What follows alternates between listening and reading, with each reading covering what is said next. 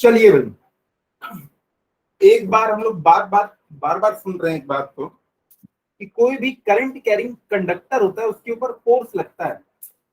हमेशा नहीं लगता, कब लगता है? जब वो किसी यूनिफॉर्म मैग्नेटिक फील्ड में होता है। तो चलो इसका फायदा उठाते हैं। फायदा कैसे उठाएंगे? हेडिंग डालिएगा, फोर्स ऑन अ, हेडिंग लिखा दिया था किस किनारे में? अच्छा ठीक है, चेंज कर लो थोड़ा सा। देखो, torque on a current carrying coil.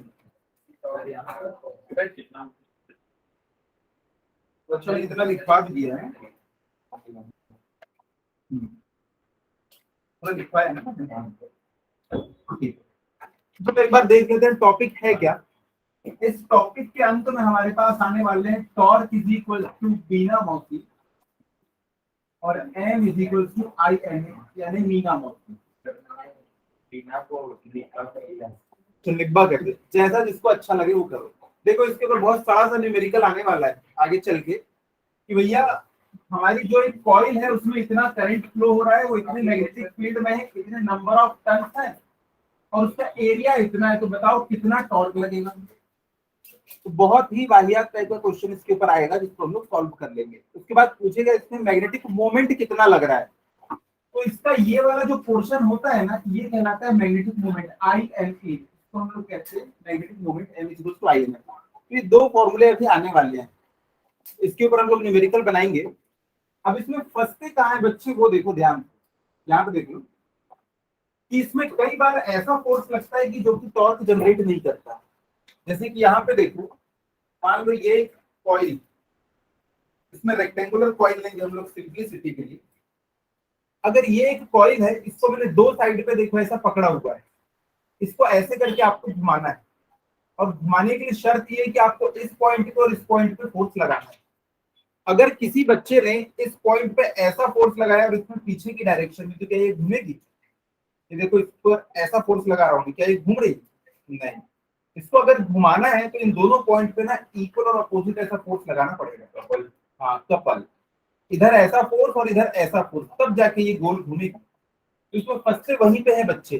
Question ऐसा दिया रहता है कि जिसमें फोर्स ना ऐसा लग रहा है, बच्चे निकालते भी फोर्स की वैल्यू और बता देते हैं इनके डिस्टेंस से मल्टीप्लाई करके इतना टॉर्क, जबकि देखो ये तो घूम ही नहीं रहा है।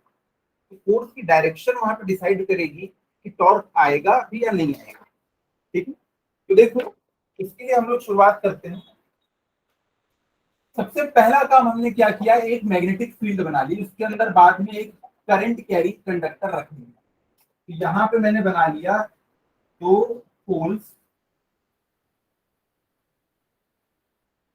ये देखो दो पोल है, ये एक नॉर्थ पोल है और एक साउथ पोल। हम सब जानते हैं नॉर्थ पोल से साउथ पोल की तरफ मैग्नेटिक फील्ड की डायरेक्शन रहती है। ये सिर्फ एक ही प्लेन में रहती है कि पूरे मैग्नेट में रहेगी? पूरे मैग्नेट में रहेगी। यहाँ पे ध्यान दो, ये क्लास में दोनों नहीं थे ना, हाँ तो यहाँ ध्यान दो। तो एक नॉर्थ पोल लिया, एक साउथ पोल लिया। हमें पता है हमेशा नॉर्थ पोल से साउथ पोल की तरफ एक मैग्नेटिक फील्ड रहती है। अब देखो यहाँ पे, ताकि आप लोगों को क्लियरली दिख सके, इसकी थोड़ी देर के लिए मैग्नेटिक फील्ड हटा रहा हूँ और यहाँ पे अब एक कॉइल बना रहा हूँ।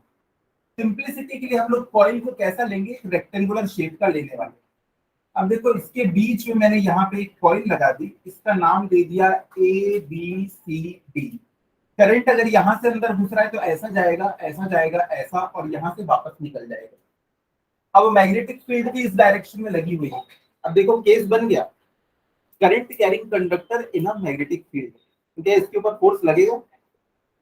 बिल्कुल लगेगा। डिपेंड करता है कि किस एंगल पे। फॉर्मूला देख लो आप लोग की शीट में, फॉर्मूला होगा I into B into L.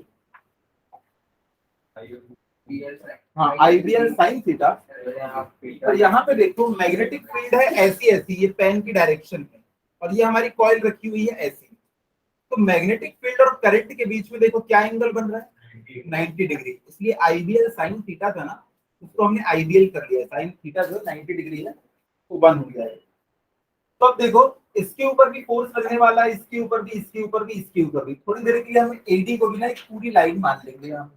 अब देखो फोर्स किस डायरेक्शन में लगेगा। सबको पता है कि इस डायरेक्शन में लगी है मैग्नेटिक फील्ड, ये लेफ्ट हैंड फ्लेमिंग वाला रूल। F B I. देखो मैग्नेटिक फील्ड लगी हुई है ऐसी, और करंट किस डायरेक्शन में जा रहा है, पीछे की डायरेक्शन। आप लोग ऐसा एज्यूम करो कि ये देखो दो ऐसे ये रखे हुए हैं मैग्नेट, कि बिल्कुल बोर्ड के ऐसे परपेंडिकुलर दोनों मैग्नेट है, और बीचों बीच में रखी हुई है यहाँ पे एक कॉइल। तो देखो मैग्नेटिक फील्ड की डायरेक्शन है ऐसी, और करंट की डायरेक्शन कैसी है, पीछे की तरफ। तो देखो मैंने बनाया, ये है मैग्नेटिक फील्ड, ये लगी हुई है इस डायरेक्शन में, और करंट की डायरेक्शन को मैंने कर दिया पीछे। देखो मैग्नेटिक फील्ड जा रही है उधर और करंट जा रहा है पीछे, तो फोर्स कहाँ लगेगा, डाउनवर्ड डायरेक्शन। तो ये वाला जो वायर का ए बी पोर्शन है ना, इसके ऊपर डाउनवर्ड डायरेक्शन में फोर्स लगने वाला है। अब देखो इसमें अपोजिट हो गई डायरेक्शन, तो सोचने की जरूरत नहीं, सीधे लगा दो कि इसमें अपवर्ड डायरेक्शन में फोर्स लगने वाला है। फिर भी हम देख लेते हैं, मैग्नेटिक फील्ड की डायरेक्शन ऐसे है, और करंट देखो इस डायरेक्शन में बाहर आ रहा है, तो फोर्स ऊपर की तरफ। अब देखो इसमें मैग्नेटिक फील्ड की डायरेक्शन ऐसी है, और करंट की डायरेक्शन भी ऐसी है, तो फोर्स किस डायरेक्शन में, जीरो। क्योंकि जब इन दोनों के बीच में 90 डिग्री एंगल है ही नहीं। आप लोग की शीट में देखो, हमने नीचे 3 डायग्राम बनाए थे कि जब मैग्नेटिक फील्ड में 90 डिग्री सेंटर करता है तो गोल गोल घूमने लगता है, नहीं उसी शीट में तो पढ़ना पड़ेगा, तो आपको पता चलेगा।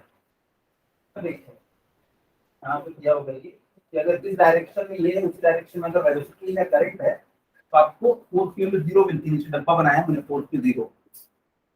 तो हमको पता चल गया बीसी और एडी के ऊपर तो कोई फोर्स नहीं लगने वाला। याद रखना हमेशा, मैग्नेटिक फील्ड के पैरेलल कोई भी वायर होगा उसके ऊपर कोई फोर्स नहीं लगता, परपेंडिकुलर पे लगता है। तो फोर्स इसके ऊपर नहीं आने वाला, इसके ऊपर नहीं आने वाला, इसके ऊपर डाउनवर्ड डायरेक्शन में और इसके ऊपर अपवर्ड डायरेक्शन में फोर्स आने वाला है। तो देखो इसके ऊपर आ रहा है डाउनवर्ड और इसके ऊपर आ रहा है अपवर्ड, तो ये इसको गोल घुमा देगा। और वो एजेंट जो गोल घुमा सकता है किसी बॉडी को, ऑब्जेक्ट को, उसी को हम क्या कहते हैं, टॉर्क कहते हैं। तो यहाँ पे एक कपल बना, दो इक्वल एंड अपोजिट फोर्सेस मिलके क्या बनाते हैं, कपल बनाते हैं। लेकिन इनके बीच में एक परपेंडिकुलर डिस्टेंस होना चाहिए।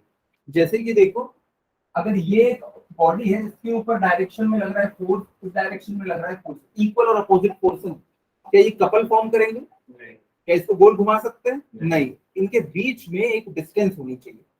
अगर यहाँ पे मैं एक फोर्स को इधर लगा दूं और एक फोर्स को इधर लगा दूं, अब इनके बीच में एक डिस्टेंस आ गया। इनके बीच के डिस्टेंस को हम लोग कैसे निकालते हैं, इसको निकालने का एक ही तरीका है। तो दोनों फोर्स है ना, उनका ये लाइन ऑफ एक्शन बना लो। इसका लाइन ऑफ एक्शन यही है और इसका भी लाइन ऑफ एक्शन यही है। इन दोनों के बीच की परपेंडिकुलर डिस्टेंस क्या होगी, ये। तो ये जो हमारे ऑब्जेक्ट की लेंथ है ना, वही इनके बीच की परपेंडिकुलर डिस्टेंस। इसको बनाने में दिक्कत कब आती है, जब हमारा ऑब्जेक्ट थोड़ा सा इंक्लाइंड है। अगर मान लो ऑब्जेक्ट ऐसा इंक्लाइंड है, अब इसके ऊपर लगा हुआ है एक फोर्स इस डायरेक्शन में और एक फोर्स लगा हुआ है इस डायरेक्शन में, और इसकी जो लेंथ है ना वो है लेंथ बी। अब बताओ दोनों फोर्स के बीच की परपेंडिकुलर डिस्टेंस क्या है, तो परपेंडिकुलर डिस्टेंस नहीं है, ये देखो। इसको अगर मैं आगे बढ़ाऊं तो दिख रहा है एक एंगल बन रहा है। इसको भी अगर मैं ऐसा आगे बढ़ाऊं तो देखो इसके साथ भी एंगल बन रहा है। इनके बीच की परपेंडिकुलर डिस्टेंस होगी ये हमको निकालना पड़ेगा। तो क्वेश्चन में दिया होगा कि ये कोई थीटा है और ये बी है, तो थीटा के सामने वाला क्या हो जाता है, साइन थीटा। तो ये हो जाएगा बी साइन थीटा। इसकी हमको जरूरत नहीं है। इनके बीच के डिस्टेंस, परपेंडिकुलर डिस्टेंस, जैसे कि मान लीजिए यहाँ पे दिल्ली है, यहाँ पे मुंबई। रोड से अगर आप जाओगे तो रोड से ऐसे ऐसे ऐसे ऐसे ऐसे जाना पड़ेगा। लेकिन अगर आपके पास हवाई जहाज है तो आप कैसे जाओगे, परपेंडिकुलर डिस्टेंस। क्योंकि परपेंडिकुलर डिस्टेंस जो होती है वही शॉर्टेस्ट डिस्टेंस डिस्प्लेसमेंट।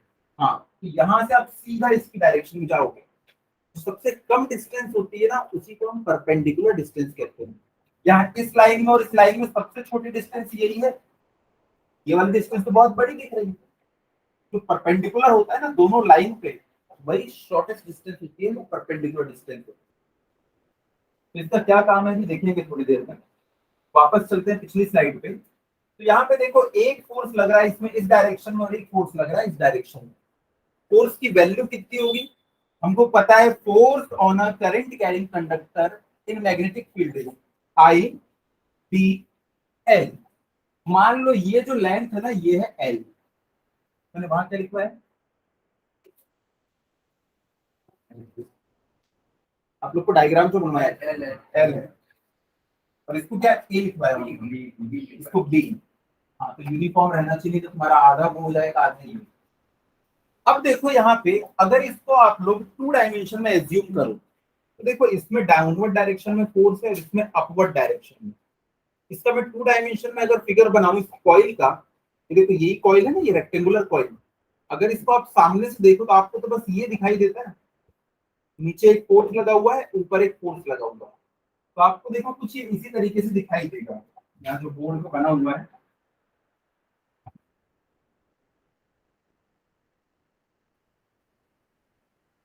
ऐसा आपको ये वाला पॉइंट ए दिखेगा और ये वाला पॉइंट डी दिखेगा। ये देखो, इसको मैंने आपको एकदम सामने से दिखा रहा हूँ। ऐसा देखोगे तो ए बी सी डी सब दिख रहे हैं, ऐसे देखो तो आपको ए और डी दिख रहा है। इसमें बीच में कहीं पे एक फोर्स लगा हुआ है, तो ये फोर्स भी देखो आपको दिखाई दे रहा है, पहले दिख रहा है ना, तो फोर्स भी आपको दिखाई दे रहा है। तो ए वाले साइड पे डाउनवर्ड डायरेक्शन में लगा हुआ था फोर्स, और इसमें लगा हुआ था अपवर्ड डायरेक्शन में। अगर मैं इसको F1 बोलूं, इसको F2 बोलूं, तो F1 की वैल्यू हो जाएगी I1 B1 L1। पर देखो करंट तो पूरा सेम है, तो अगर मैं F2 लिखूंगा तो I2 B2 L2। ध्यान से देखो दोनों में तो सेम करंट है, दोनों सेम मैग्नेटिक फील्ड में, दोनों की लेंथ भी सेम है, तो 111 लिखने का कोई मतलब नहीं है। F1 और F2 दोनों आपस में बराबर है, तो मैं F बोल दूंगा, और ये कितना हो जाएगा IPL। तो देखो फोर्स लगा हुआ है आईबीएल का इस तरफ, और फोर्स लगा हुआ है आईबीएल का इस तरफ। टॉर्क जो होता है वो क्या होता है, फॉर्मूला उसका, टॉर्क का फॉर्मूला होता है कपल का एक फोर्स, दोनों में से कोई भी एक फोर्स आप ले सकते हो, इनटू इनके बीच की परपेंडिकुलर डिस्टेंस। तो देखो कपल लगा हुआ इन दोनों फोर्स के कारण, दोनों में से किसी भी एक का मैग्नीट्यूड आपको लेना है, कपल में से किसी एक का। तो देखो यहाँ पे टाउ इज इक्वल टू क्या हो जाएगा, ये एफ इंटू परपेंडिकुलर डिस्टेंस इनके बीच की कितनी है, एल नहीं बी। ये देखो ये है, यहाँ पे लगा हुआ है ये फोर्स, और यहाँ पे लगा हुआ है ये फोर्स, इन दोनों के बीच की डिस्टेंस कितनी हो गई, बी।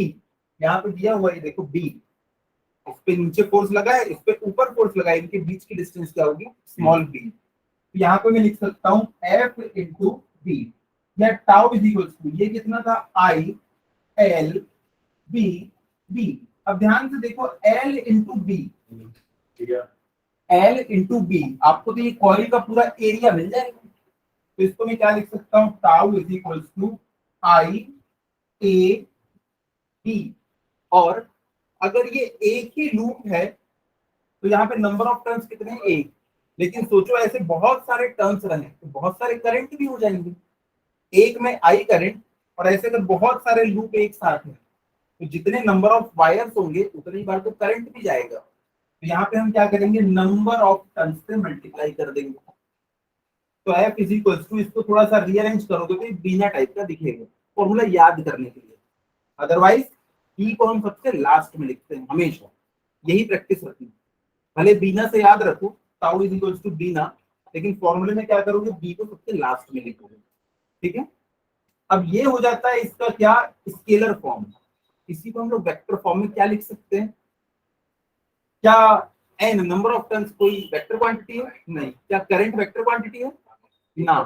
क्या एरिया वेक्टर क्वांटिटी है, यस। क्या मैग्नेटिक फील्ड वेक्टर क्वांटिटी है, यस। तो इसको हम लोग अभी थोड़ी देर बाद क्या करेंगे, वेक्टर फॉर्म में लिखेंगे, ठीक है। तो ये हम लोग करने वाले हैं। अभी कहाँ तक कर लिए थे, ठीक है, F1 एंड F2 है ना। तो बाकी सब लोगों ने वहां तक के लिख लिया है, अगर नहीं लिखा है तो पिछली क्लास में जहां तक हो गया था वहां तक का आप लोग लिख ले। मैंने वहां तक का लिखवा दिया कि जो टाउ है ना, ये हमारा क्या आ गया है, आई ए बी। अब देखो मान लो अब इसके ऊपर टॉर्क लगा है, तो क्या ये कॉइल ऐसी रहेगी, थोड़ी देर बाद घूम जाएगी, बट ऑब्वियसली घूम जाएगी। और जैसे ही ये घूम जाएगी तो इसका नया पोजीशन कुछ इस तरीके से हो जाएगा। ये पहले ऐसा था, अब इसका नया पोजीशन हो गया ऐसा, लेकिन फोर्स तो अभी भी डाउनवर्ड डायरेक्शन में लगेगा। क्यों, क्योंकि देखो इस डायरेक्शन में अभी भी मैग्नेटिक फील्ड है और करंट अभी भी इसी डायरेक्शन में है, मैग्नेटिक फील्ड करंट, तो फोर्स अभी भी नीचे लग रहा है। इसमें क्या लगेगा, ऊपर लगेगा। देखो इसमें अभी भी लग रहा है फोर्स नीचे F, और इसमें अभी भी लग रहा है फोर्स ऊपर, ये फोर्स ऊपर है, ये है B। अब मान लो ये वाला जो एंगल है ये एंगल हो जाता है थीटा।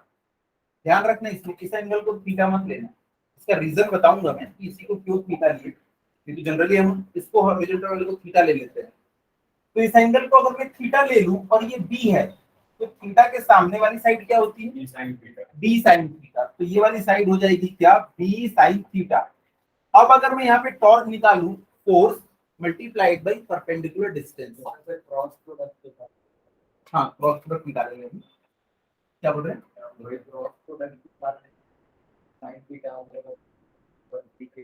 हाँ वो क्रॉस प्रोडक्ट बनाने के लिए उसको। लेकिन अभी देखो हमेशा कॉइल ऐसी नहीं रहने वाली, तो हमको थीटा के टर्म्स में आंसर चाहिए। इसमें क्या है, थीटा की वैल्यू कितनी हो गई, 0 हो गई। तो थीटा की वैल्यू कुछ भी हो सकती है, तो एक स्टैंडर्ड केस था, मतलब एक स्पेसिफिक केस था। अब हम एक जनरलाइज्ड फॉर्मूला बना लेंगे साइन के टर्म्स। अब चाहे कॉइल ऐसी रहे, चाहे ऐसी रहे, चाहे ऐसी रहे, थीटा की वैल्यू हमको पता होगी, हम आंसर निकाल लेंगे। तो देखो अभी कॉइल ऐसी है, फोर्स अभी ऐसा लग रहा है और इस पे ऐसा लग रहा है, तो देखो कुछ ऐसे सीन बन रहा है। ये वाली लेंथ आपको दी हुई है बी, ये कितना हो जाएगा, बी साइन थीटा। तो अब इनके बीच का टॉर्क कितना हो जाएगा, F into B sine theta, force into perpendicular distance. Force कितना है, I L B B sine theta. L और बी मिलके एरिया बना लेंगे, तो टाउ इज इक्वल टू क्या हो गया, I A B sine theta. और अगर n नंबर ऑफ टर्न्स है तो tau is equal to n I A B sine theta. ये हमारा एक जनरल फॉर्मूला आ गया। तो हमको ये वाला फॉर्मूला याद हो, b sin थीटा लिखा हुआ है, b a sin। अरे बाबा अभी ये मैंने वेक्टर फॉर्म में नहीं लिखा हूँ, इसको स्केलर फॉर्म में लिखा हुआ है, इसकी डायरेक्शन में बताऊंगा। तो ये अभी क्या है, स्केलर फॉर्म में लिखा हुआ है, तो आप आगे पीछे कुछ भी लिख सकते हो जब तक कि वो स्केलर फॉर्म। साइन, अच्छा साइन 60 हो गया तो वैल्यू क्या आएगी, √3/2। तो क्या उसको ए के साथ या बी के साथ नहीं लिख सकते, जिसके साथ चाहे उसके साथ लिख सकते हो, ये सब मैग्नीट्यूड है। अब देखो इसी को मैं लिखूंगा वेक्टर फॉर्म में, तो एन तो एज इट इज रहेगा, आई बी ये भी स्केलर क्वांटिटी है, लेकिन ए और बी ये देखो ये क्या लिख सकते हैं हम लोग, ए बी साइन थीटा को ए क्रॉस बी। तो ऐसा भी एक फॉर्मूला देखने के लिए मिलता है, लेकिन आपको 99.9% टाइम इसी फॉर्मूले का इस्तेमाल करना है। पर कितना इजी है, ए बी साइन थीटा ये क्या होगा, ए क्रॉस बी रहा होगा। ठीक है, तो लिखिएगा आगे।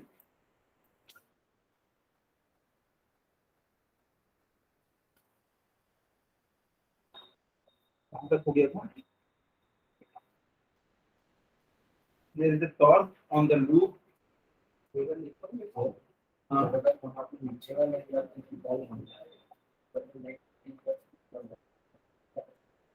चलो अब मैं बताता हूँ उसमें क्या प्रॉब्लम है। ये कह रहे हैं कि हम इसको थीटा क्यों नहीं ले सकते, हम इसको थीटा क्यों नहीं ले सकते, नहीं वही ये पूछ रहे हैं कि इसको हम थीटा क्यों नहीं ले सकते। आप बिल्कुल ले सकते हो, पर पता है कि ये जो कॉइल है ये कुछ इस तरीके से है। तो ये क्या है, एक एरिया है, एरिया का क्या होगा, एक एरिया वेक्टर होगा। तो इसका जो एरिया वेक्टर होता है वो देखो इस डायरेक्शन में, अगर वो इस डायरेक्शन में है तो वो मैग्नेटिक फील्ड से जो भी एंगल बनाता है वो हमको दिया होगा। जब अल्टरनेट एंगल वगैरह से निकालोगे ना तो ये थीटा क्या हो जाता है, यही वाला थीटा हो जाता है। तो क्वेश्चन में ये दिया रहता है कि कॉइल जो है अब उसने एंगल बनाई है कुछ, यानी कि उसका जो एरिया वेक्टर होगा वो देखो मैग्नेटिक फील्ड से कुछ एंगल बनाएगा। अभी देखो पहले ऐसा था, अब मैग्नेटिक फील्ड तो ऐसी ऐसी है। अब जब ये ऐसा घूम गया तो देखो एरिया वेक्टर ने कुछ ना कुछ एंगल बना लिया ना, तो हम लोग ना एरिया वेक्टर का एंगल जो है उसी को काउंट करते हैं। तो एरिया वेक्टर ये एंगल बनाया, इसको आप जब अल्टरनेट एंगल से निकालोगे ना तो यही आपका थीटा निकलेगा। और ये कितना निकलेगा फिर, ये थीटा है, ये 90 है, तो ये कितना है 90 माइनस थीटा। तो आपको क्वेश्चन में दिया होगा कि थीटा एंगल बना रही है कॉइल मैग्नेटिक फील्ड से, पता है वो एंगल ये वाला होगा अल्टीमेट, ये 90 माइनस थीटा होगा। इसलिए हमको ज्यादा कोई डाउट रखना नहीं है, हमको एक चीज याद रखनी है कि ऊपर वाला एंगल थीटा होता है। वैसे तो आपको डायग्राम बनाने की भी जरूरत नहीं पड़ने वाली है, आपको तो फॉर्मूला पता है, बिना खत्म, उससे ज्यादा और कुछ नहीं करना। क्लियर है? तो यहाँ पे हम लोग इस चीज को याद कर लेते हैं कि एंगल कौन सा होता है, ये वाला एंगल होता है। समझ में आया? चलिए लिखिएगा, बता देता हूँ, बता देता। कॉन्सेप्ट तो समझ लेना कि हम लोग को एरिया वेक्टर हमेशा दिया होगा कि मैग्नेटिक फील्ड से वो इतना बनाया है ना, उसको कॉपी में बता दूंगा। देखो अभी आगे, हम इससे आगे नहीं बढ़ पा रहे हैं, लिखिएगा। Now consider the case,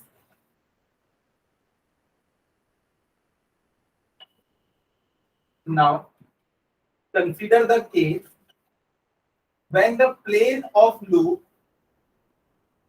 when the plane of loop is not along the,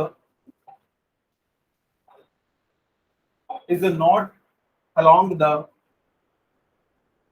magnetic field and makes an angle theta with it, not along the magnetic field and makes an angle theta with it.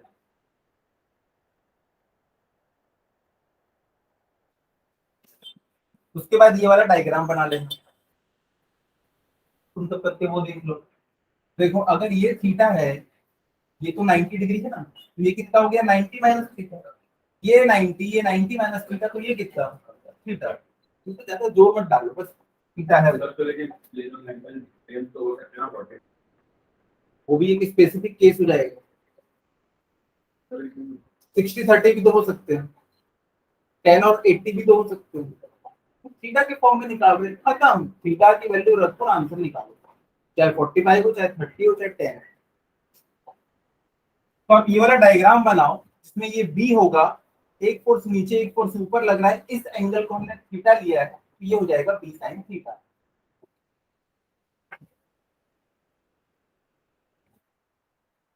तो लिखिएगा, so the magnitude of torque, so the magnitude of torque on loop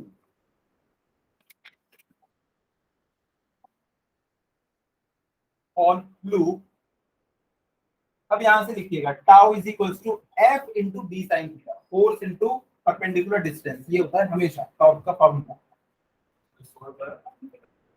तो the magnitude of torque on the loop,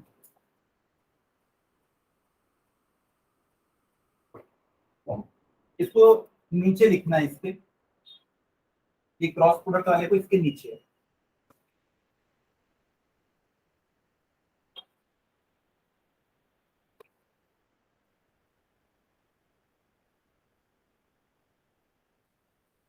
हो गया?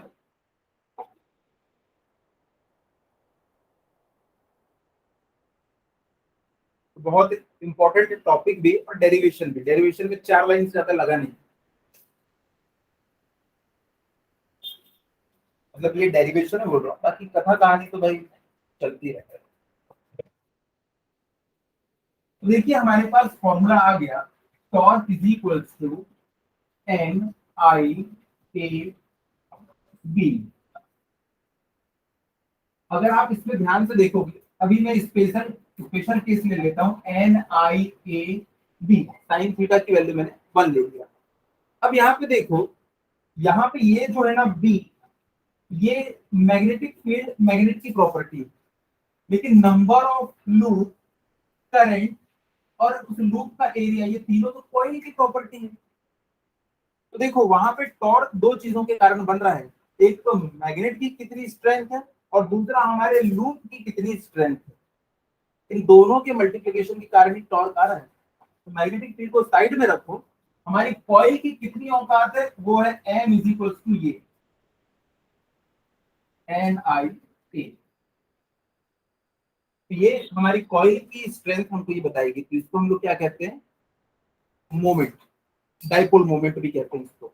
तो लिखिएगा next line में ये tau is equal to ये वाला फॉर्मूला, उसके बाद tau is equal to N I A B, उसके बाद नीचे लिख लेना M is equal to N I A.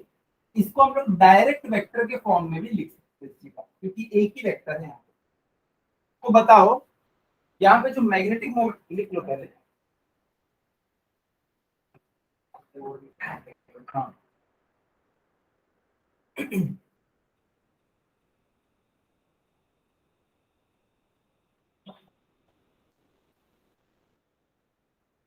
where vector m is equals to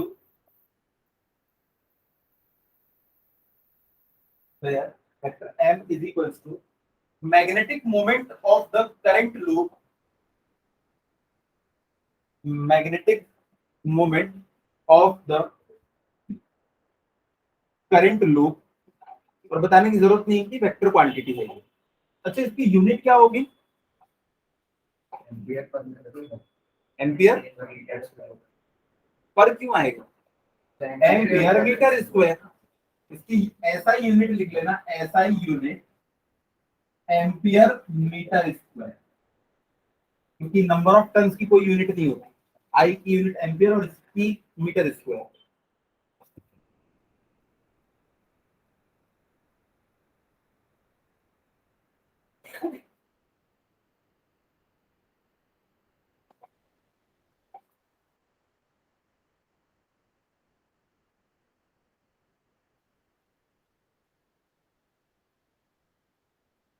अच्छा एक बात बताओ, यहाँ पे हम लोग बार बार लिख रहे हैं ना ऐसा, सॉरी इसके ऊपर भी ये लगाना पड़ेगा, ये वेक्टर प्रोडक्ट आप ही बनाते हो।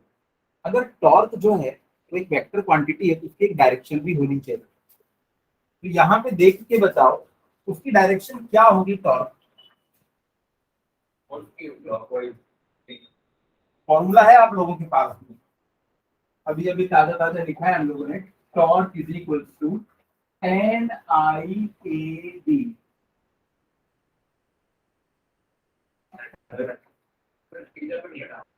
Downward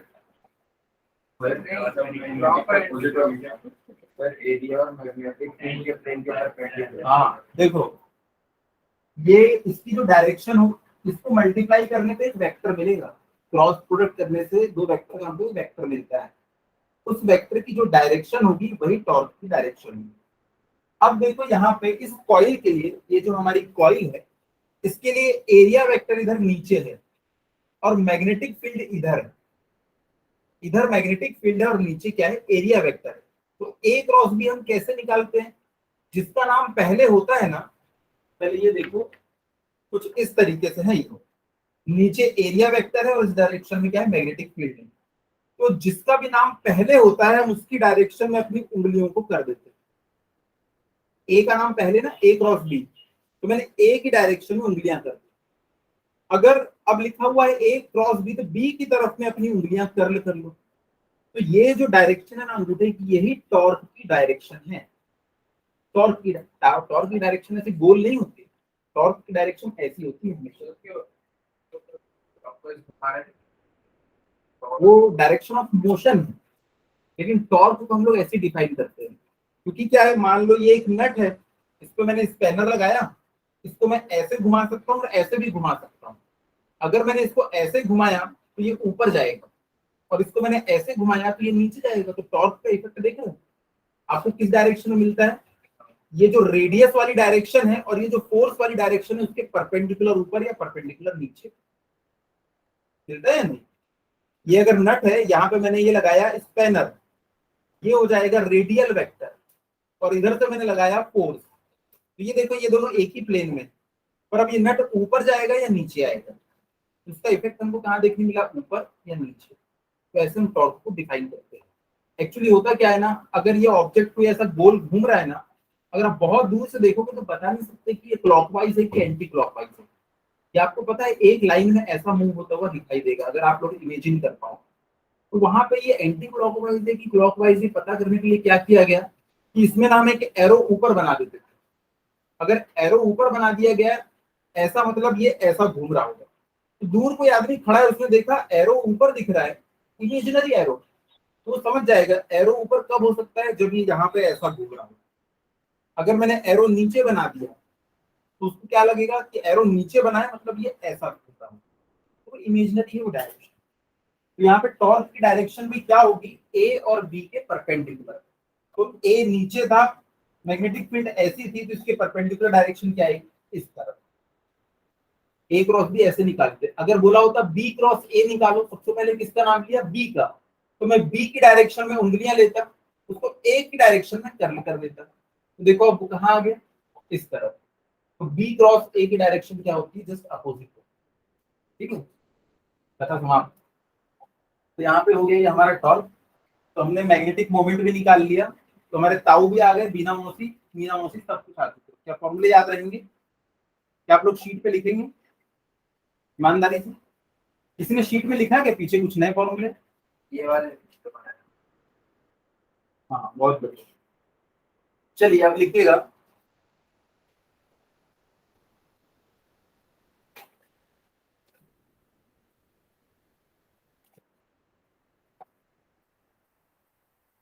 a square coil of side 10 centimetre. हाँ क्वेश्चन, दो क्वेश्चन करेंगे हम लोग, उसके बाद फिर नया टॉपिक। हाँ बस वही फॉर्मूला ही था। A square coil of side 10 centimetre, coil square है हमारी, of side 10 centimetre has 20 turns, has 20 turns, side 10 centimetre is equals to 20 turns।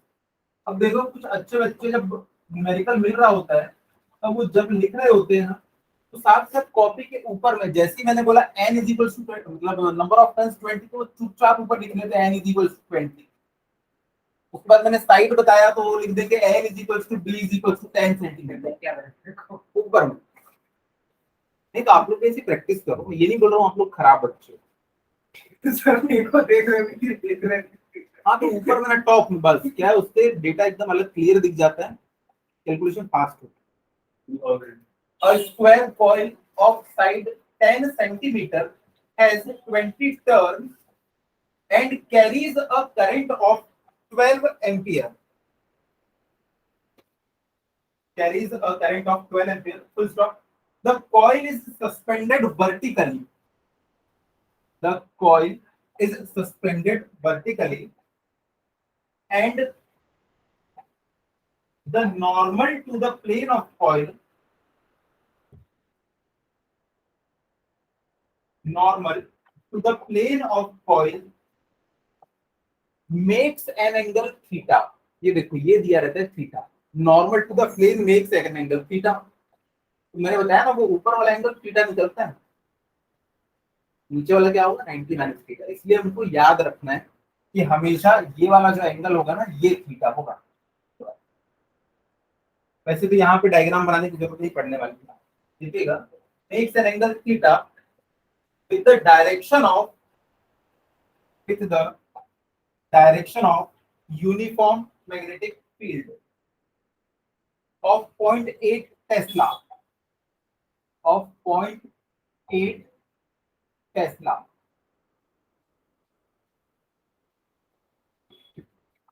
Full stop। If the torque experienced by coil, if the torque experienced by coil is 0.96 Newton meter, board पे लिखा है, find the value of theta, find the value of theta।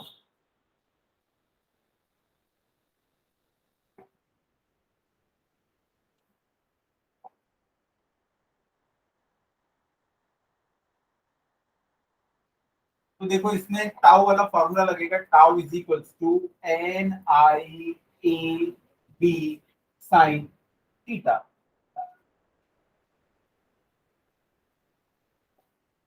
ए क्या है, इसका area,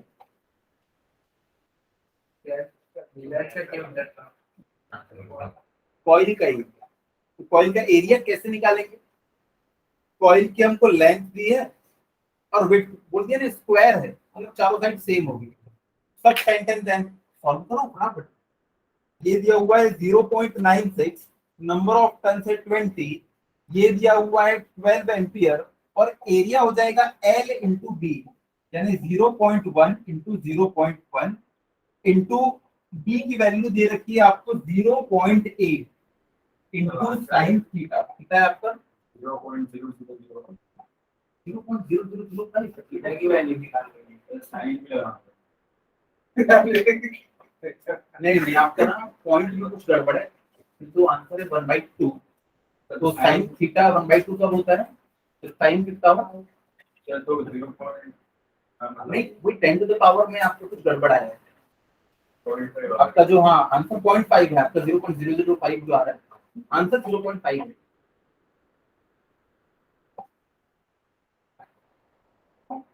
तो ये हो गया 0.96 इज इक्वल कितना हो जाएगा 240 इंटू 0.01 0.8 साइन थीटा सेंटीमीटर। अच्छा हाँ देखो यहाँ पे मीटर में मैंने लिखा है, इसलिए ऊपर में देखो मैंने कर दिया 10 सेंटीमीटर, जैसी सेंटीमीटर दिखा वैसे उसको मीटर में कर दो। सेंटीमीटर सांप होता है, सांप जहां देखो तुरंत कुचल दो, सेंटीमीटर को तुरंत मीटर कर देना, अदरवाइज यही बाद में डसता है। तो यहाँ पे देखो, यहाँ से आप लोग जब साइन थीटा निकालोगे ना तो ये आ जाएगा 0.96 अपॉन 1.92 यानी कि 1/2। तो यहाँ से हमको पता चल गया थीटा इज इक्वल टू π/6 या 30 डिग्री। आंसर हमेशा रेडियन में लिखा था। चलिए अगला question.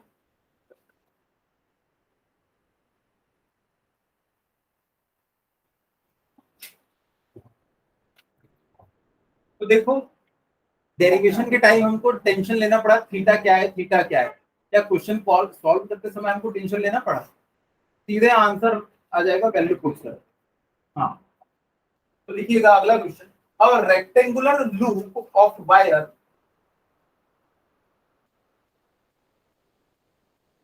a rectangular loop of wire, कथा कहानी कौन लिखो, लिखो as shown in figure, as shown in figure, find number one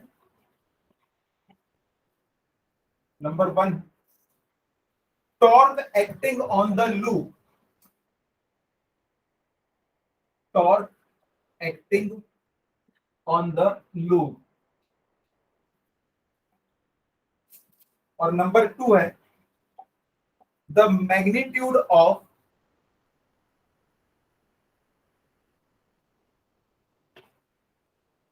the magnitude and direction of force, the magnitude and direction of force on the loop due to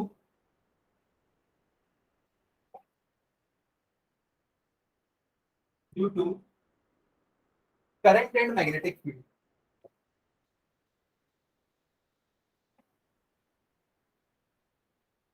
current और magnetic field के कारण जो force आता है ILP, ये दिया हुआ है आपको 2 सेंटीमीटर।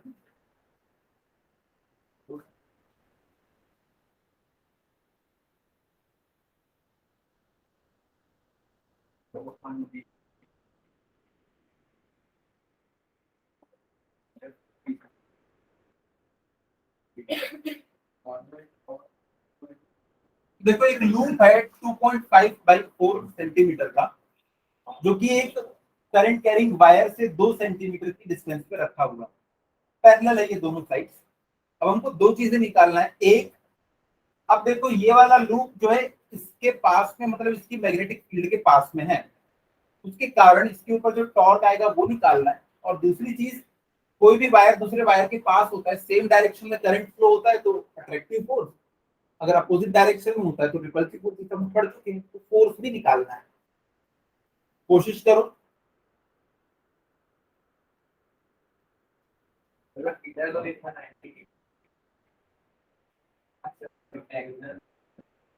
नहीं पता ना,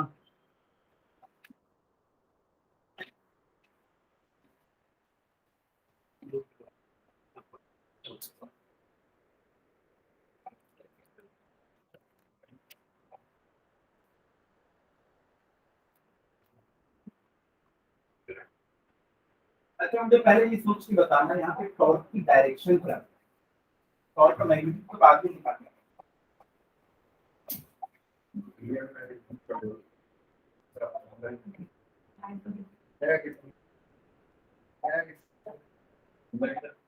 अरे सर मैग्नेटिक फील्ड की डायरेक्शन है कि हम यहाँ से निकाले टॉर्क हमको भी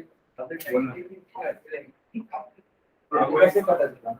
नॉर्मल स्टैंडर्ड है, नॉर्मल है मैग्नेटिक फील्ड की डायरेक्शन वो स्टैंडर्ड है ना, मैग्नेटिक फील्ड की यही है। मुझे नहीं पता ना यार, तो कैसे निकालेंगे? जब मैग्नेट था तो मुझे पता था मैग्नेटिक फील्ड की डायरेक्शन। हाँ भाई, ये करंट ऐसे फ्लो हो रहा है।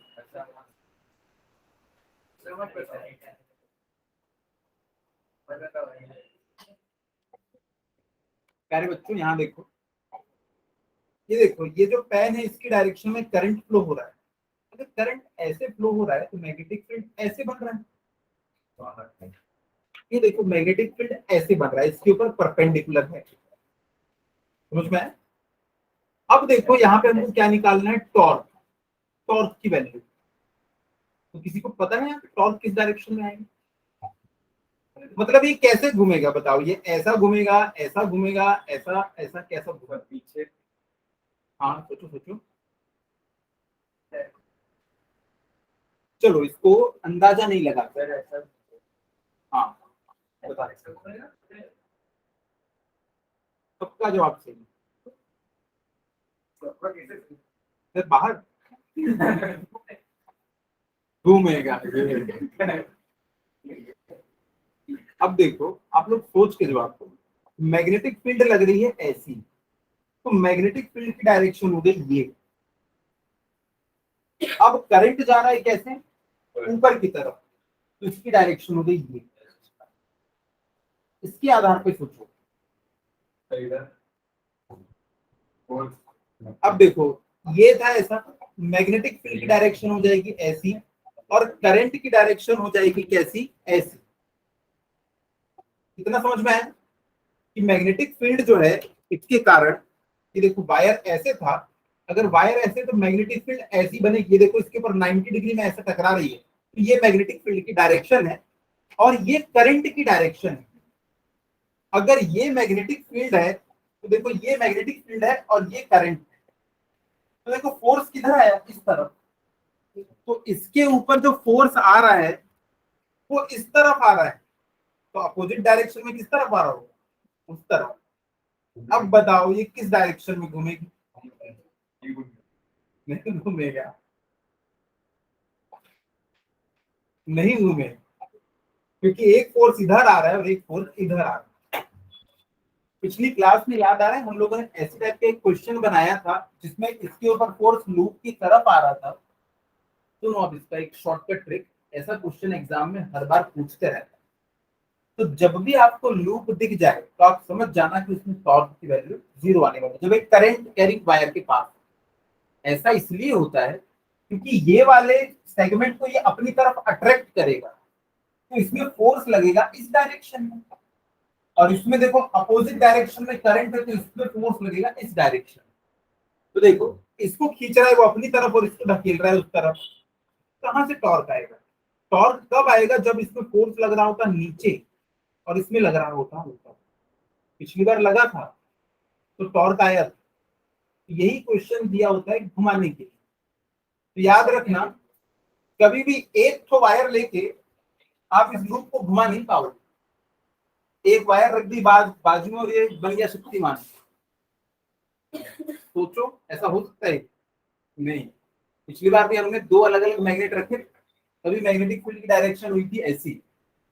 अभी देखो इस लूप पे जो फोर्स लग रहा है वो इस डायरेक्शन में लग रहा है, क्यों? क्योंकि मैग्नेटिक फील्ड है ऐसी और देखो करंट है ऐसा, तो फोर्स लग रहा है इधर। लेकिन पिछली बार क्या था, पिछली बार करंट की डायरेक्शन थी ऐसी और मैग्नेटिक फील्ड की डायरेक्शन थी किधर, इस तरफ, सॉरी इस तरफ थी, पीछे की तरफ। पिछले वाला केस बनाते हैं, पिछले वाले केस में देखो कहाँ चला गया? करंट ऊपर था। हाँ देखो मैग्नेटिक फील्ड की डायरेक्शन थी ऐसी और करंट की डायरेक्शन थी ऐसी। अब देखो मैग्नेटिक फील्ड की डायरेक्शन ये और करंट की डायरेक्शन ये, तो फोर्स नीचे लगा था और उसमें लगा था ऊपर, इसीलिए ये घूम पाया। तो आपको फ्लेमिंग के लेफ्ट हैंड रूल का इस्तेमाल करना है, और समझ में नहीं आए तो क्लास के बाद रुक के मुझसे पूछना है। तो अगर इसमें टॉर्क की डायरेक्शन इसमें लिखना है ना टॉर्क 0 है, इसमें टॉर्क की वैल्यू पूछना है ना। अगर नहीं ऐसे नॉर्मली टॉर्क की डायरेक्शन ये पहले निकाल के बताया था ना, तो उसके लिए टॉर्क की डायरेक्शन आप कभी नहीं पूछेगा, टॉर्क की डायरेक्शन कभी नहीं पूछेगा वो, सिर्फ आपको उसका मैग्नीट्यूड, किसी भी क्वेश्चन में देखना है तो मैग्नीट्यूड के साथ साथ डायरेक्शन नहीं। चलिए तो फिर इसमें लिखिएगा, ये वाला जो हमारा क्वेश्चन था, चलो इसमें लगेगा क्या फोर्स F1 और इसमें लगेगा क्या फोर्स F2। क्या F1 और F2 इक्वल होंगे? नहीं। आप वो फॉर्मूला याद करो कि जब दो वायर आसपास होते हैं तो इनके बीच का जो फोर्स होता है वो होता है mu naught I1 I2 upon 2 pi R। देखो इसके और इसके बीच की डिस्टेंस अलग है और इसके और इसके बीच की डिस्टेंस अलग है, इसलिए दोनों पे फोर्स भी अलग अलग। पिछले क्लास में हम लोगों ने ऐसा क्वेश्चन किया था, मैंने बताया था कि देखो ये इस डायरेक्शन में करंट है, ये इस डायरेक्शन में करंट है, इसका मतलब इनके बीच अट्रैक्टिव फोर्स आने वाला है, और उसका मैग्नीट्यूड हम कैसे निकालेंगे? इस फॉर्मूले से। ये एक वायर है, ये एक वायर है, दोनों के I1 और I2 गिवन है और उनके बीच की डिस्टेंस भी गिवन है। तो यहां से देखो F1 की वैल्यू में लिखता हूं म्यू नॉट 1 इंटू 2 अपॉन 2 पाई, इनके बीच की डिस्टेंस कितनी है? 0.02। अब देखो ये वाले वायर और ये पीले वाले वायर के बीच में क्या फोर्स आएगा? म्यू नॉट, करंट तो वही है 1 और 2 अपॉन 2 पाई। अब डिस्टेंस देखो, इस वायर से यहां तक की डिस्टेंस है 2.5 और ये 2 मतलब 4.5, तो 0.045। तो F1 अलग है, F2 अलग है। तो देखो F1 इस डायरेक्शन में लग रहा है, F2 इस डायरेक्शन में, किसकी वैल्यू ज्यादा बड़ी होगी? F1 की, क्योंकि उसके नीचे वाली चीज छोटी है, ये डिनोमिनेटर जितना छोटा होगा ओवरऑल वैल्यू उतनी बड़ी होगी। अरे खुद सोच लो ना, जो वायर पास में वो ज्यादा फोर्स एक्सपीरियंस करेगा, जो दूर में वो ज्यादा एक्सपीरियंस करेगा। तो पास में मैग्नेट आप किसी के पास ले जाओगे, पिन के पास, जो पिन पास में होगी उस पर ज्यादा फोर्स लगेगा, तो ऐसे इस पे हमेशा ज्यादा फोर्स। तो आप लोग क्या निकालोगे? F1 माइनस F2 से नेट फोर्स आ जाएगा। अच्छा मैंने इसके और इसके ऊपर फोर्स क्यों नहीं निकाला? फोर्स कितना आएगा इनके ऊपर? क्या इसके ऊपर भी 0 और इसके ऊपर भी 0? हाँ, इनमें फोर्स 0 नहीं होगा, लेकिन ऐसा होगा कि वो दोनों एक दूसरे को कैंसिल कर देंगे। देखते हैं कैसे कैंसिल करेंगे। अगर करंट की डायरेक्शन ऐसी है तो देखो मैग्नेटिक फील्ड ऐसे जा रही है, ये वाली फिंगर जो है मैग्नेटिक फील्ड की, ये देखो ये मैग्नेटिक फील्ड ऐसी जा रही है और करंट ऐसा जा रहा है, तो इसके ऊपर लग रहा है फोर्स इस डायरेक्शन में। अब ये वाले में देखो मैग्नेटिक फील्ड तो ऐसी है पर करंट अब इस डायरेक्शन में जा रहा है, तो फोर्स लगेगा नीचे, तो ये फोर्स लगेगा नीचे। क्या ये वाला सेगमेंट इससे जितना डिस्टेंस पे है, ये वाला सेगमेंट भी उतनी डिस्टेंस पे है? ये सेगमेंट और ये सेगमेंट सेम डिस्टेंस पे, तो फोर्स भी इनके ऊपर इक्वल और अपोजिट लगने वाला है, तो ये एक दूसरे को कैंसल आउट कर देते हैं, इसलिए उनको हम कभी कंसीडर नहीं करते। इस तरीके के क्वेश्चन बहुत बार पूछता है। सर एक वायर के अराउंड ये लूप बना देना। किसके अराउंड? वायर के अराउंड भी लूप बना देना। इस वायर के अराउंड ऐसा लूप बनाना है, मतलब ये वायर को लूप के अंदर पास करेंगे। अच्छा इस वायर को इसके अंदर से पास करेंगे तो हाँ, तो उससे क्या होगा? क्या हो चलो करके देख लेते हैं। चलो ये जो ब्लैक वाला दिख रहा है ना आपको, समझ जाओ ये कि लूप। अब इसके अंदर से करंट पास हो रहा है, अब इसके लिए आपको क्या निकालना पड़ेगा? Magnetic field. मैग्नेटिक फील्ड इसको हम लोग एक वायर मानेंगे, इसके इससे दूरी पे कोई एक पॉइंट है, याद है वो निकाला था हमने, इनफाइनाइट वायर रहता था, लेकिन अब इनफाइनाइट वायर नहीं। तो इस बार फॉर्मूला कौन सा आ जाएगा? Sine phi 1 plus sine phi 2 वाला। कॉपी में फॉर्मूला शायद मैंने लिखवाया नहीं हूँ, शीट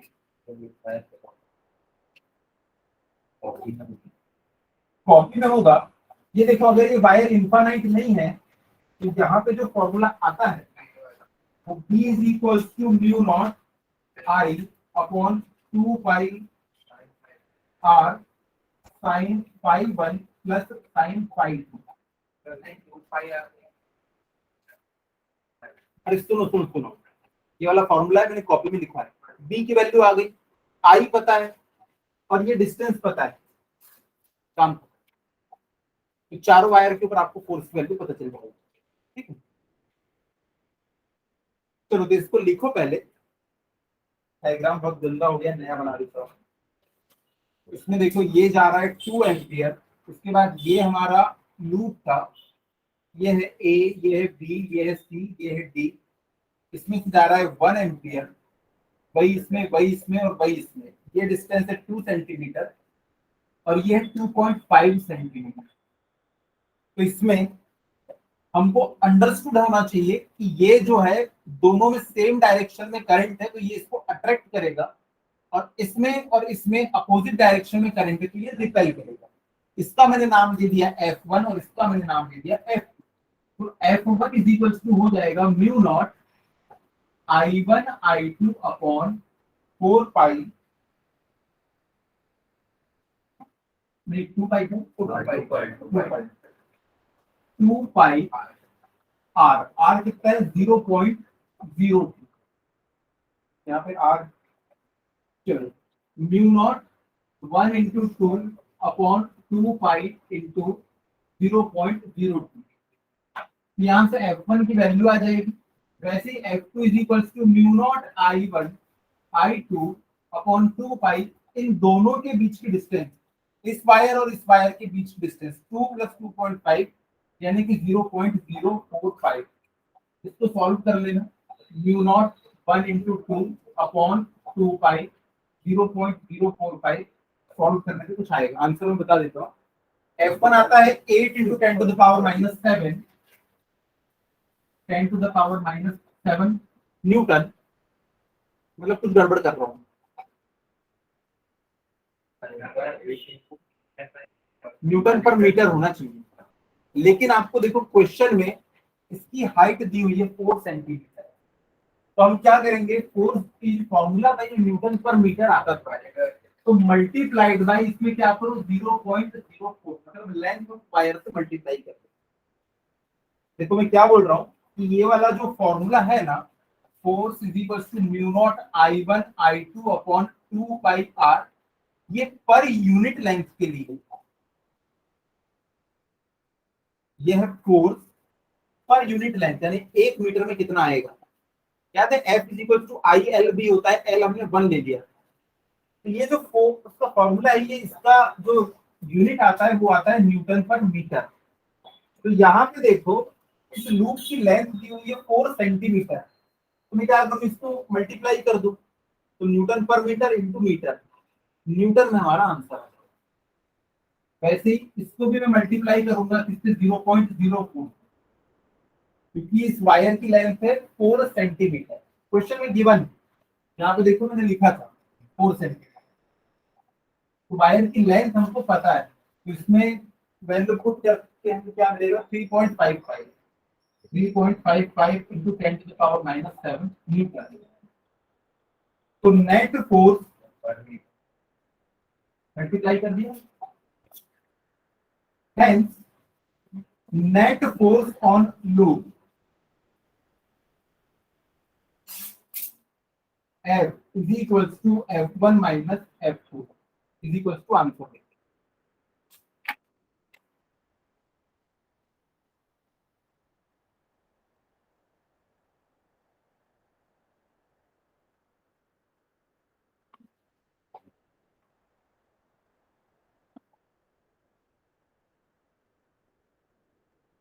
यहाँ पे 2 कमेंट लिखेंगे हम लोग।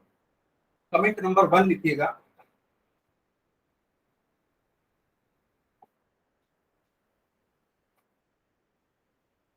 आपको पता है जैसे कि कोई लूप है, इसमें 2 फोर्स आपको लगाने थे, आपने एक फोर्स इधर लगाया और एक फोर्स इधर लगाया, तो बताओ ये किस डायरेक्शन में घूमेगा।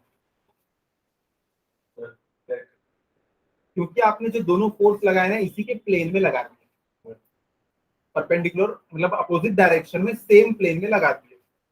अगर मैं इनको परपेंडिकुलर प्लेन में लगा दूं इन्हीं दोनों फोर्स को, तो ये घूमने लगेगा, ठीक है।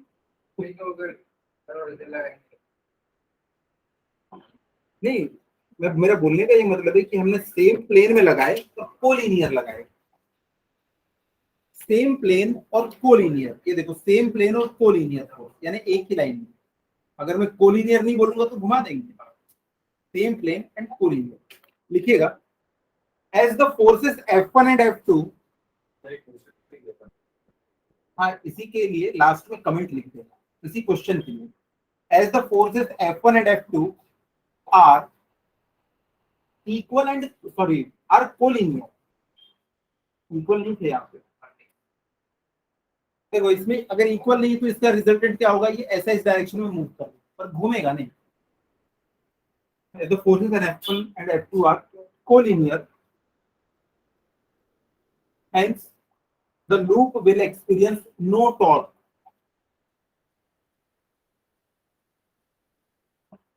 इसको भाई इस डायरेक्शन में खींच रहे हो, ज्यादा फोर्स इस डायरेक्शन में कम फोर्स, तो ये अल्टीमेटली इस तरफ जाना मूव करना शुरू कर देगा। और comment number 2, force on BC and CD, sorry BC and AD, force on BC and AD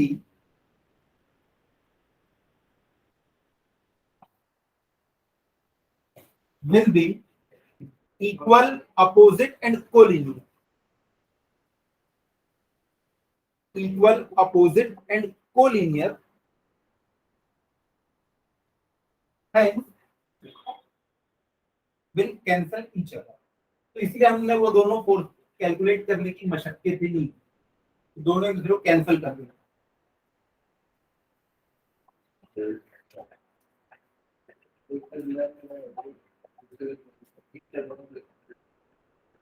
चलो अब नेक्स्ट टॉपिक,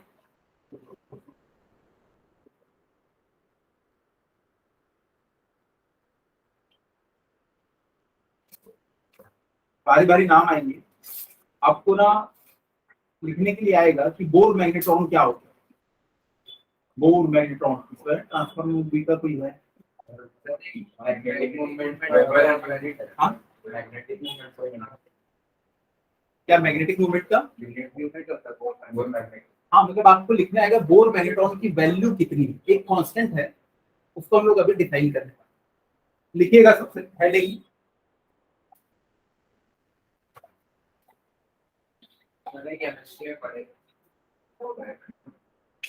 लिखिएगा मैग्नेटिक डाइपोल मोमेंट,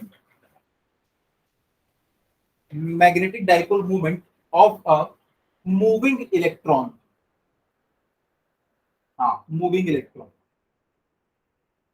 देखो डेरिवेशन कितना ना छोटा सा है, उसको हम लोग कैसे बड़ा चढ़ा के अभी बनाएंगे। अभी देखो हमको क्या निकालना है इसमें, मैग्नेटिक डाइपोल मोमेंट। प्रोजेक्ट का क्या निकालना है यहाँ पे? हाँ देखो यहाँ पे मैग्नेटिक डाइपोल मोमेंट है, इसका हम लोगों ने फॉर्मूला पढ़ा था NIT। यहाँ पे कोई एक्चुअल वायर नहीं है, यहाँ पे एक इलेक्ट्रॉन है जो कि इमेजिनरी लूप में गोल गोल घूम रहा है। तो उसके लिए मैं ये वाला सिंबल यूज नहीं करूंगा, मैं उसके लिए एक सिंबल यूज करने वाला हूँ, क्या? म्यू, म्यू एल का। तो mu L is equal to हो जाएगा NIA। यहाँ पे अब वायर का बहुत सारा लूप नहीं, एक ही इलेक्ट्रॉन गोल गोल घूम रहा है, तो मैं एक ही लूप कंसिडर करूंगा।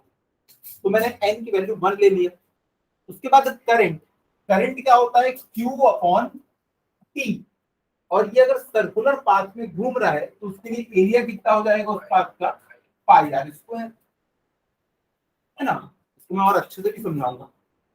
देखो मैग्नेटिक डाइपोल मोमेंट निकालना तो उसका फॉर्मूला ये है। अब यहाँ पे कोई एक्चुअल वायर नहीं है, इसलिए मैंने उसको अलग सिंबल से रिप्रेजेंट किया है। एक ही इलेक्ट्रॉन है, वो बहुत सारे लूप नहीं बना रहा है, एक ही बात एक ही है, वो गोल गोल घूम रहा है, इसलिए मैं n की वैल्यू 1 लिया हूँ। करंट क्या होता है? चार्ज पर यूनिट टाइम, और ये है उसका एरिया जिस भी वो पाथ में घूम रहा है, पाई आर स्क्वायर। अब देखो यहाँ से ये इलेक्ट्रॉन जो है ये कितने टाइम में वहीं पे वापस पहुंचेगा, ऐसे चल रहा है, देखो ये ऐसे, फिर ऐसे, फिर ऐसे, इसको हम लोग क्या कहते हैं, time period. Time period, time is equals to, आप लोगों ने एक फॉर्मूला पढ़ा होगा, speed is equals to distance upon time. ये कितनी डिस्टेंस कवर कर रहा है, 2πr। तो देखो speed is equals to 2πr upon में t। तो मैं यहां से लिख सकता हूं time is equals to 2πr upon v। तो मैं ये चीज को यहाँ पे इंट्रोड्यूस कर देता हूँ, 2πr अपॉन v। इसको देखो यहाँ पे मैं लिख दूंगा, बाद में अच्छे से भी क्या बोलिए। अरे ये देखो ना, ये गोल घूम रहा है, तो इसने डिस्टेंस कितनी कवर किया, 2πr। Speed is equals to क्या होता है, distance upon time. Speed is equals to distance upon time. तो यहां से टाइम इज इक्वल्स टू क्या हो जाएगा, डिस्टेंस अपॉन स्पीड।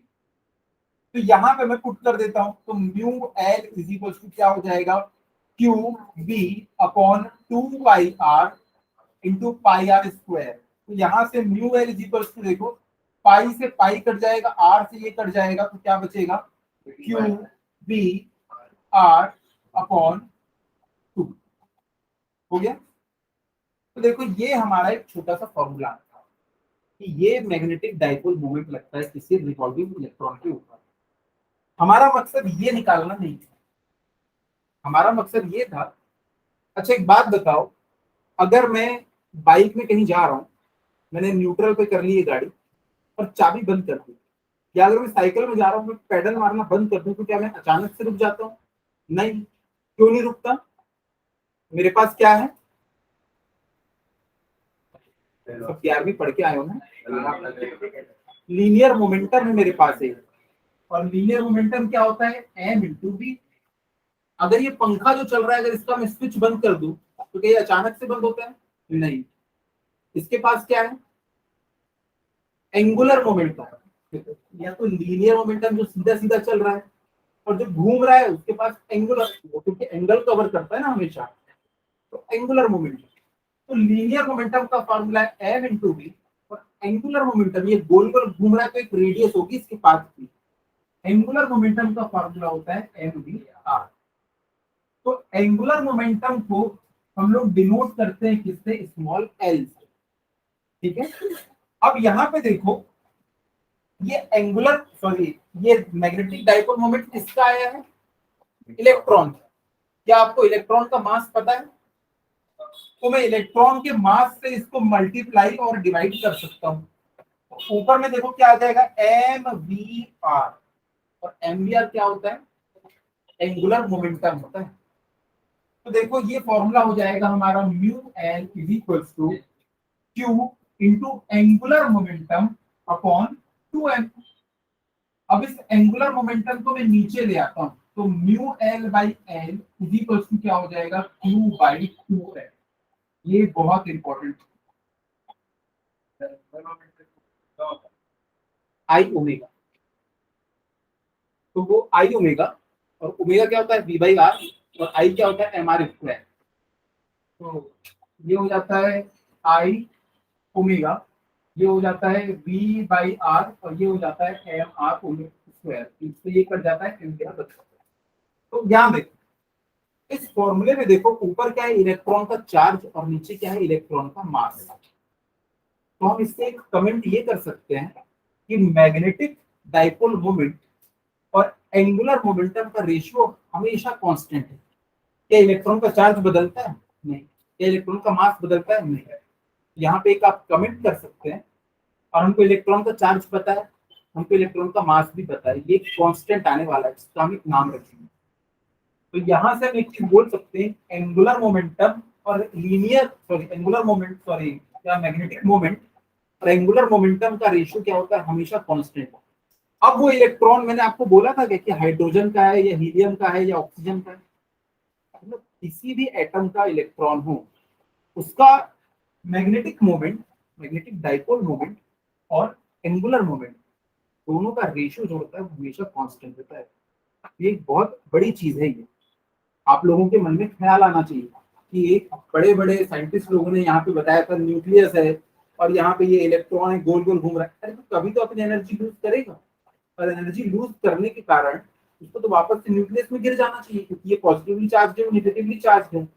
इसकी एनर्जी कांस्टेंट क्यों बनी हुई? कायदे से ऐसी होना चाहिए या नहीं? सोलर सिस्टम के एग्जांपल को आप देते हो तो इसमें कोई भी रेजिस्टेंस नहीं है, लेकिन उसको तो रेजिस्टेंस का सामना करना पड़ता है। आसपास उसके बहुत सारे इलेक्ट्रॉन हैं, तो कभी अपोजिट डायरेक्शन में फोर्स लगाते हैं, कभी सेम डायरेक्शन में। वो तो खुद के कारण। पर सोचो सामने से एक और इलेक्ट्रॉन आ रहा है, उसने एक ऐसा फोर्स लगाया कि जो कि सेंटर की तरफ है। अभी सेंट्रीपिटल और सेंट्रीफ्यूगल तो इक्वल हो गए थे, तो बाहर से कोई इलेक्ट्रॉन और आएगा, वो भी इस पर रिपल्सिव फोर्स लगाएगा। हो सकता है लगा दे सेंटर की तरफ। अब कहाँ सेंट्रीपिटल और सेंट्रीफ्यूगल बराबर है? नहीं, तो वो केमिस्ट्री का पूरा डिस्कशन है, लेकिन यहाँ पे एक बहुत इंपॉर्टेंट डिस्कवरी है। इतना समझ में आया? चलिए लिखिए।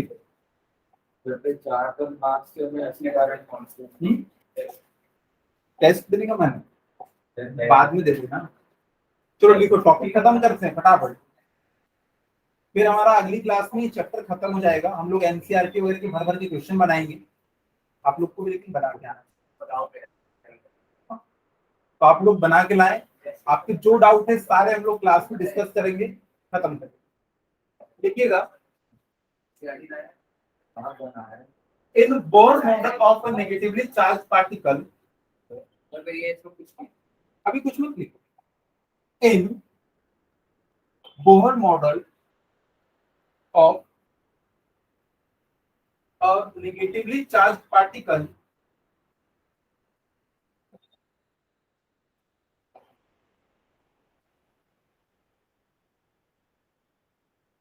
comma electron moves around a positively charged nucleus। तो यहाँ पे हमने एक न्यूक्लियस बना दिया, ये हमारा न्यूक्लियस है पॉजिटिवली चार्ज। तो बोर ने हमको बताया था कि एक पर्टिकुलर रेडियस के ऊपर एक प्यारा सा इलेक्ट्रॉन है, वो मूव करता रहता है। वेलोसिटी हमेशा टेंजेंशियल बनाते हैं। क्या तो फेल है, लेकिन कुछ हिसाब आपको सीखने मिलेगा। देखिएगा आगे, चार्ज न्यूक्लियस। तो यहां से बताओ कितना करंट फ्लो होगा? I is equals to Q by T. अब करते जाओ, hence I is equals to current produced by, हाँ डायग्राम बनाओ, hence current produced by moving electron I is equals to Q by T, where T is equals to time period. और हमें पता है कि स्पीड इज इक्वल्स टू होता है distance upon time. तो यहाँ पे हम लोग लिखेंगे speed is equals to distance कितनी है, 2 पाई आर अपॉन टी, यानी कि T is equals to 2 pi R by V. इसको हमने लिख के रख दिया। Therefore I is equals to Q by T, यानी कि Q upon 2 pi R by V. V ऊपर चढ़ जाएगा तो Q B upon 2 pi R. Next step लिखना, there will be a magnetic moment, there will be a magnetic moment denoted by mu L।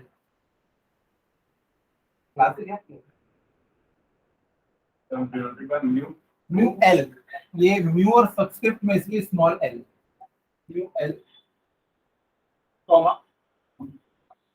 associated with this circulating current,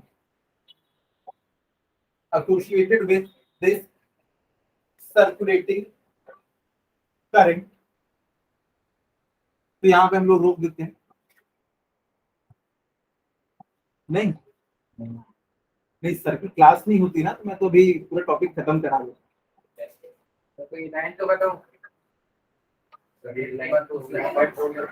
क्या हो गया बाद वो डेरिवेशन करेंगे ना हम लोग। अब magnetic moment is equals to NIA लिखेंगे। सनी आप लीड कर सकते हो। तो वही तरीका है। Thank you, sir. ओके